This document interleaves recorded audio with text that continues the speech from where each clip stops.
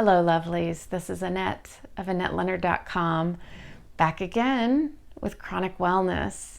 Thank you for joining me here.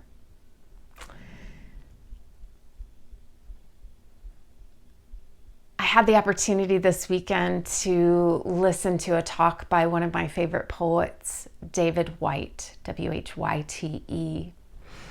And he has a new collection of poetry coming out, and the title of that work is Still Possible.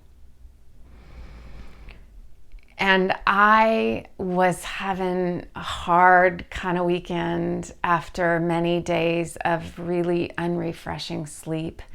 And of course, getting into that cycle where unrefreshing sleep begets more pain, begets less sleep, begets worse pain, no sleep, worse pain, no sleep, worse pain.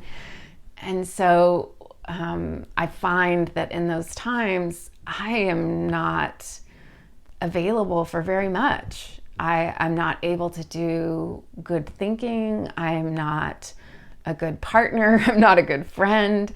It really shuts me down. And I'm not able to access so much of myself, but certainly my larger, expansive self.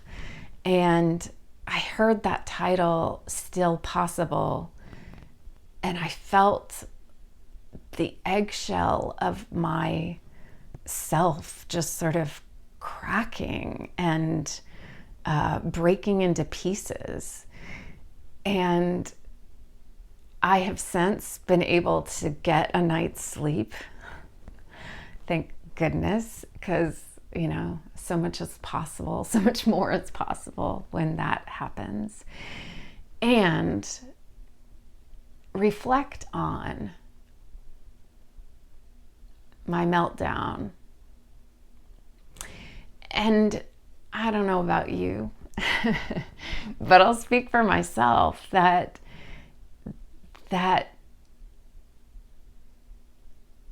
so much of my world feels eradicated. Whether it's not being able to be in the world of work, not being able to have the kind of independence that I want, not being able to initiate or start new ventures like friendships, or it's not that I can't start new friendships, it's I'm not going out in the world and I don't have ways to meet new people. Or do I? But I felt so broken by that invitation of a title, Still Possible, that it just was the catalyst for crumbling in that moment. Because that is the question mark in my heart. What is still possible with these limitations? What is still possible with this much pain? What is still possible with so little energy? What is still possible with so much fatigue? What is still possible, etc.?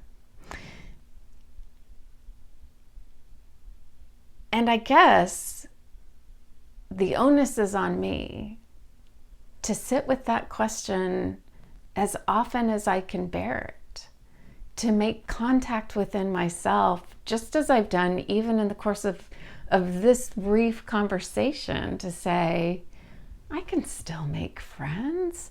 Why can't I start new ventures? Yes, things take more time. No, I'm not capable in the ways I once was. And yet, I didn't have a podcast before. I wasn't writing regularly before. There are some things that are possible now that I wasn't doing before I got sick. And I guess this is me turning on its ear something that, turned me on my ear, and about facing it to you and with you, which is to say, I think it's so easy for me to focus on my lack, my limitations, my shortcomings, and that doesn't serve me.